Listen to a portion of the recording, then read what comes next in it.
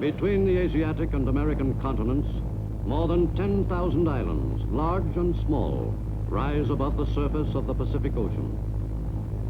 Many of the islands are the shells of once active volcanoes, which have lain dormant for centuries.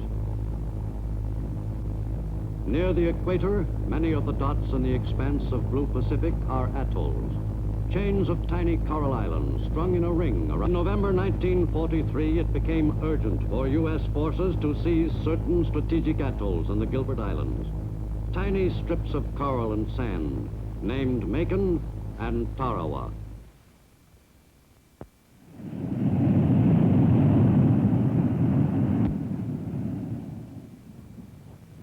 The Japanese brought to the war in the Pacific their first-hand experience in combat gained on the Asiatic continent in the 1930s, in Manchuria and China.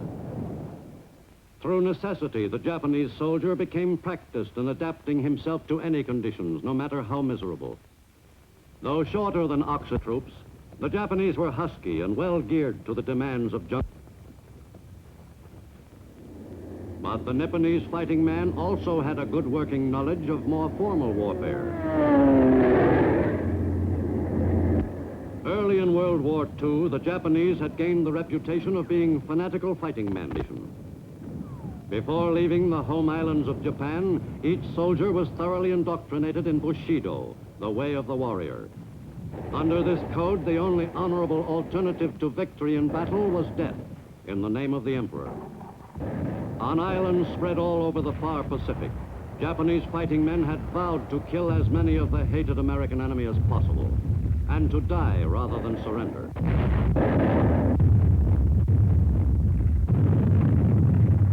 This fanatical will to die on the part of the individual Japanese fighting man was to make of the Pacific War a series of bloody engagements, stretching across thousands of miles of ocean to the shores of Japan itself.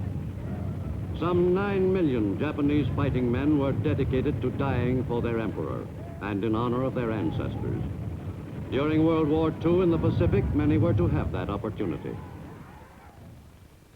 At Quebec in August 1943, the state of the war was assessed by the Allies, and some basic agreements for the further prosecution of the war were reached.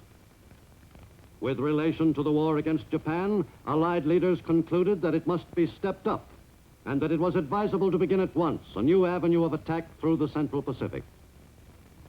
That important decision was to hasten the end of the war with Japan. In the Central Pacific, the Gilbert Islands were the first objective. Seizure of these islands on the equator was a necessity if the Central Pacific route was to be pursued successfully. The most urgent need before final planning of the operation began was for up-to-date air photographs of the islands. These indicated that the enemy was thoroughly entrenched in the Gilberts. One atoll, Tarawa, had been turned literally into a fortress. The enemy had transported heavy guns to the atoll and had carefully constructed defense positions. Navy photo reconnaissance officers realized at once that this would be no routine operation. Tarawa looked like a ring of steel. The next step in preparing for the invasion was to soften up the targets in the Gilberts, as well as neighboring islands with airstrips in the Marshalls.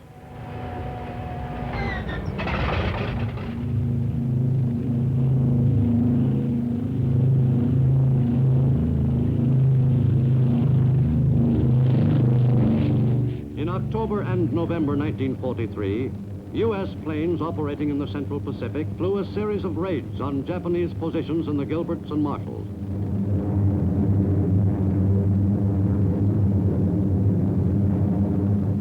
The crews were well prepared for opposition. It was apparent to all that the Japanese would fight stubbornly for their Central Pacific bases. The U.S. airmen were not disappointed.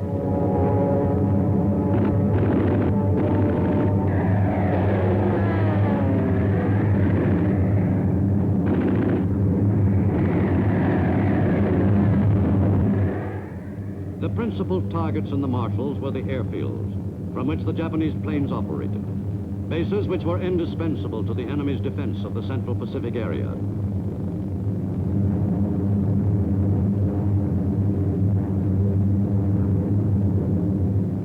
The enemy's Marshall Island bases were visited regularly by American bombers.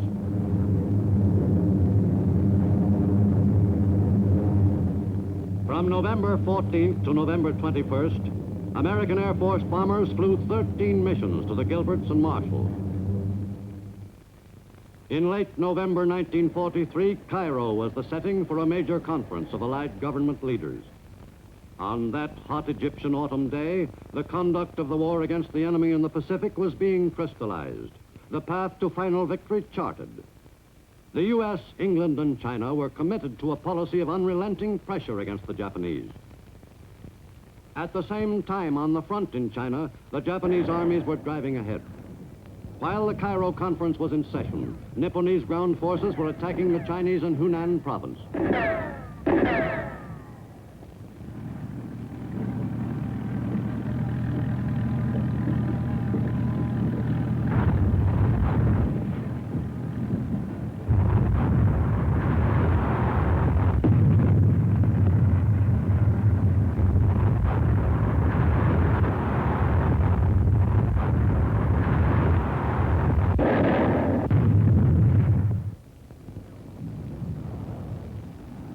In those same late November days in Russia, the Red Army was picking up momentum in its drive to roll back the Nazi advance. By November 21st, Russian troops had advanced beyond the shores of the Dnieper.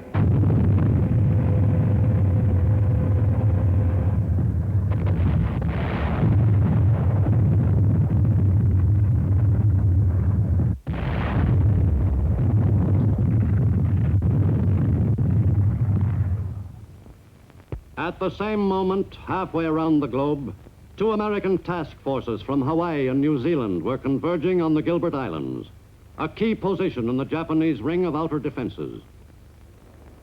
The trip to the target was made in radio silence to lessen the chances of an attack by enemy planes or subs. In the two amphibious task forces, some of the units had to be refueled en route. That operation was often a delicate one.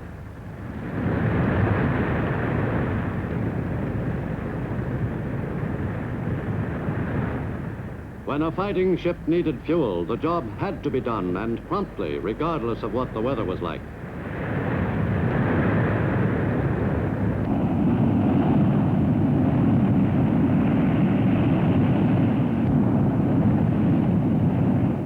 In the Southern Attack Force, en route from New Zealand, the Marines were briefed on every detail of Basio Island of Tarawa Atoll, where one of the Gilbert's invasions was to be made. These briefings were repeated so that every man would be well familiar with the island's topography and landmarks. The men put their spare time to good use. They were well aware that a weapon in top working order would often save their lives. As the ships neared the objective, the crews expected an enemy air attack. But the convoys were not disturbed by any organized enemy raid. Just before D-Day, the men dedicated their efforts.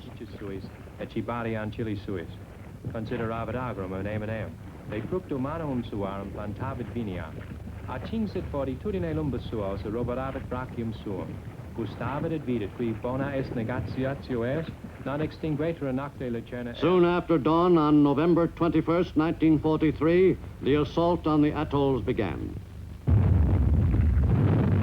At Macon, the bombardment by ships and carrier-based planes continued for almost 5 hours.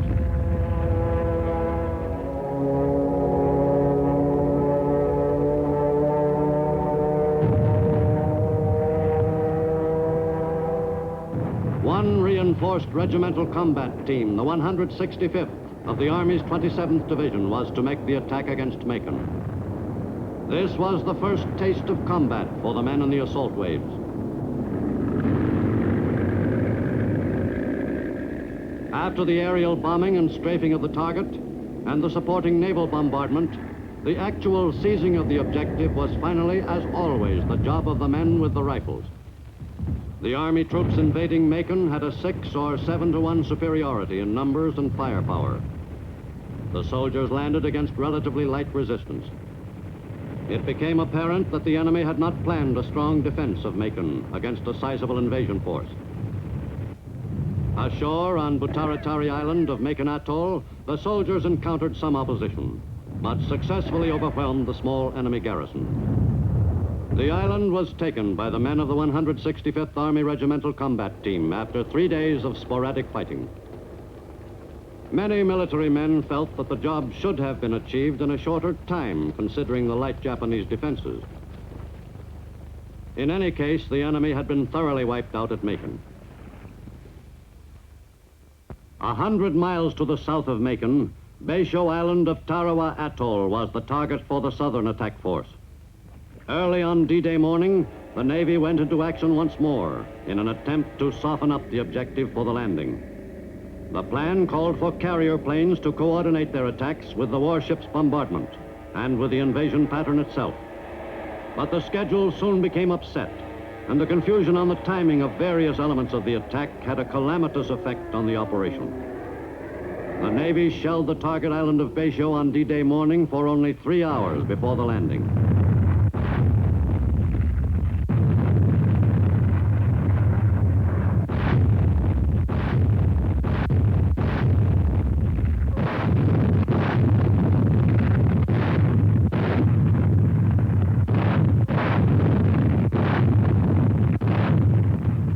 The bombardment was heavy while it lasted, yet no one knew for certain, of course, what damage was being done to the enemy's defenses.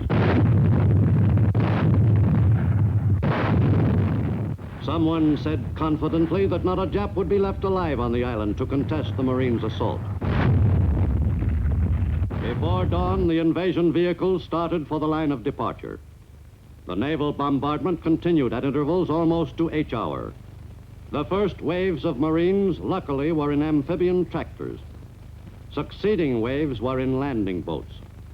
At the fringing reef, fate and the tides were against the Marines and the boats.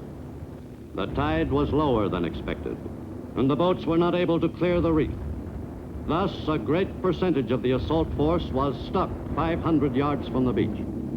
Fortunately, the amphibian tractors, which carried the first assault waves, climbed right over the reef and continued in to the beach.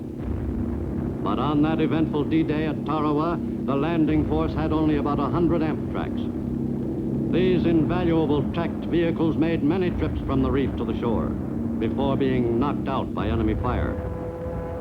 As H hour neared, carrier planes strafed enemy positions.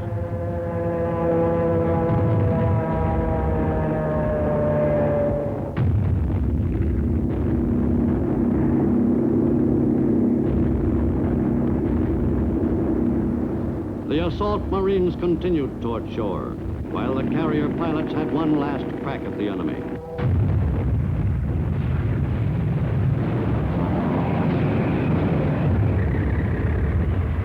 At 9:10, the Marines of the 2nd Division landed on the enemy's fortress.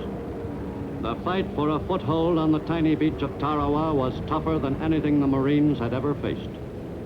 Casualties were very heavy. This was the first Pacific invasion which was vigorously opposed on the beach. During those first bitter hours, it grew readily apparent that the fight for Tarawa was to be a battle of epic proportions. Of the hundreds of Marines who had been forced to wade into shore from the reef, many were cut down by the enemy's fire. But none had hesitated. Those who died were killed moving forward against the enemy. With the Marines at Tarawa, Time and Life correspondent Robert Sherrod was with the assault forces throughout the battle. We got ashore all right. At least a lot of us did. But that was only the start.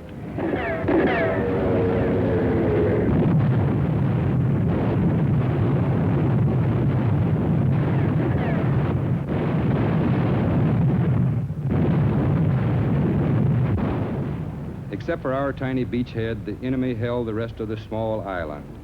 They had to be dug out of their pillboxes and bunkers. We calculated that the chances of a man being killed or wounded within the hour were about 50-50.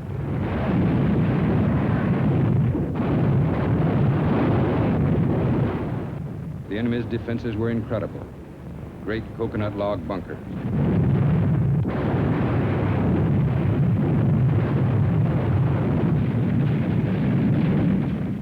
job of getting the Japanese inside was left to the men on foot, men with rifles, grenades, and flamethrowers.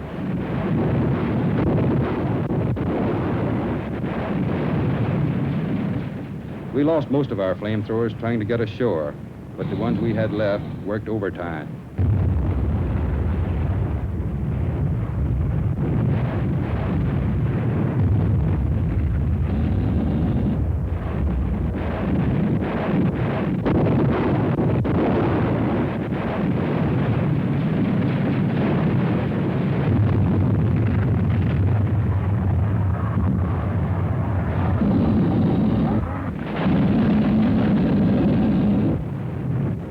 There was no such thing as a rear area in this battle. The enemy was always only a few yards away.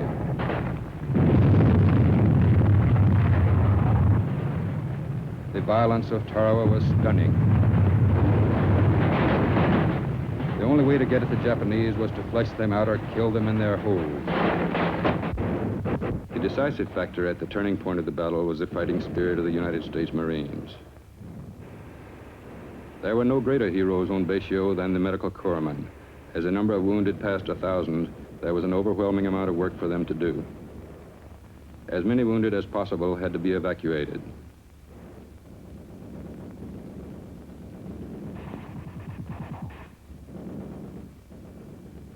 The final count was 2,101 Americans wounded in action.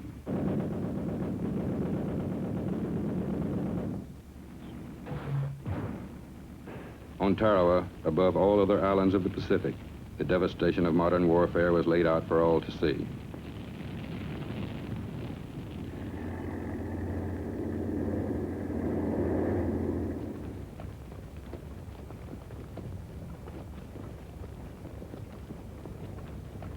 There was some mopping up to do, as always after a battle. There were still caves to blow up or close up. Still some die-hard Japanese snipers to be routed out of their holes. On Tarawa, we encountered the fanaticism that we had come to expect of the enemy.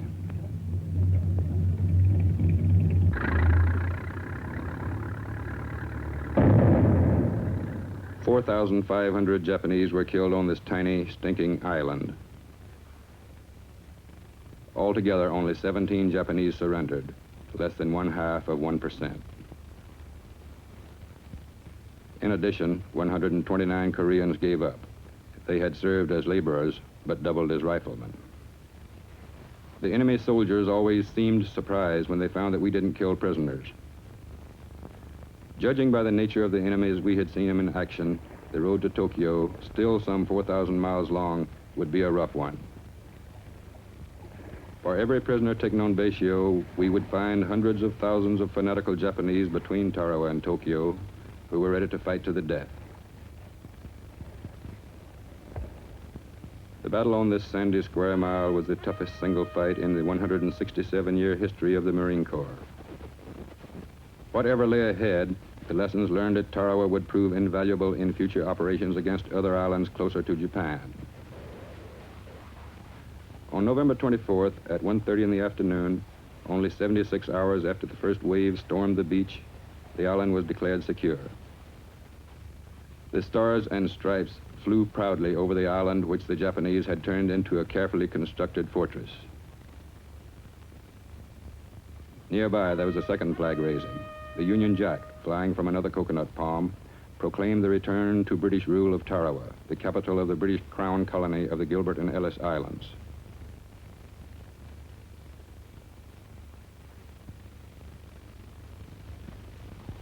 Two Marine generals named Smith, Holland and Julian, inspected the ruins. In one brief battle, 1,000 American Marines from a single division had given their lives so that other Americans on other enemy beaches might live and fight their way on across the Pacific.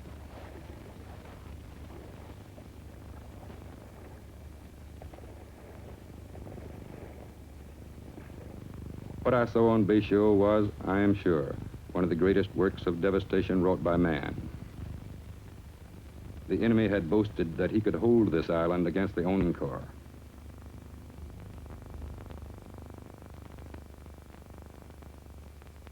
Tons of bombs and shells fell on the tiny island of Baisio and knocked out most of the Japanese heavy weapons.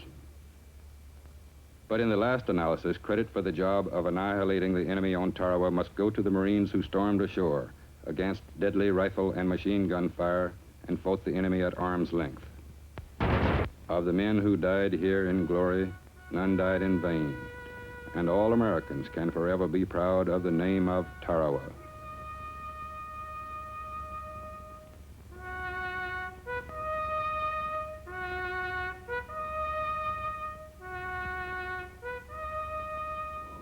The objective had been seized, and the most important single part of that objective was the airstrip, from which the attack against the enemy could be carried forward more effectively. Before the last Japanese snipers were killed, the Seabees were hard at work repairing the strip.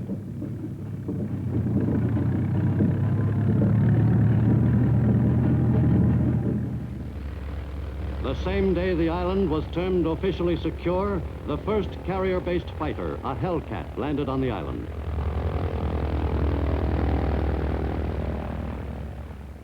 The assault Marines welcomed the first Navy pilot to the airstrip, now under new management. On November 25th, only 4 days after D-Day, the Marines began to leave the island. They had fought through 76 hours of the bloodiest battle the Marine Corps had ever experienced. A battle which was to rank with other historic American struggles: Belleau Wood, the Alamo, the Bonhomme Richard, Concord Bridge. On the tiny sand spit of Betio at Tarawa Atoll, under the equatorial sun in late November 1943, they had indeed made history. From the airstrips in the Gilberts, U.S. planes extended their range over the eastern Carolines and the eastern and central Marshalls. American bombers increased the frequency of their visits to the Marshalls, the island group next on the invasion timetable in the Central Pacific Theater. U.S. pilots in that area became most familiar with half a dozen atolls in the Marshall Group. The lessons learned at Tarawa were carefully remembered by the pilots who gave the Marshalls a pre-invasion going over.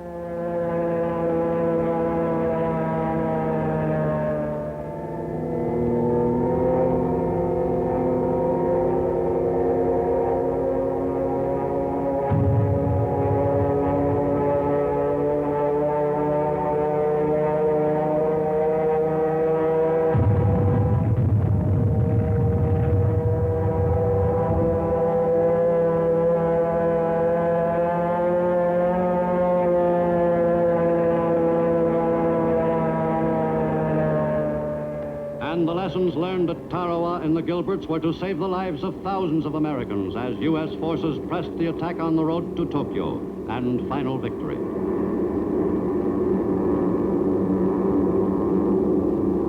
Plunging deeper into enemy waters with each fresh assault, the U.S. Navy paced the attack in the amphibious drive toward the enemy's home islands. During World War II, the Navy made maximum use of two weapons which had not theretofore been used on a large scale by American forces: the carrier, with its complement of attack planes, and the submarine.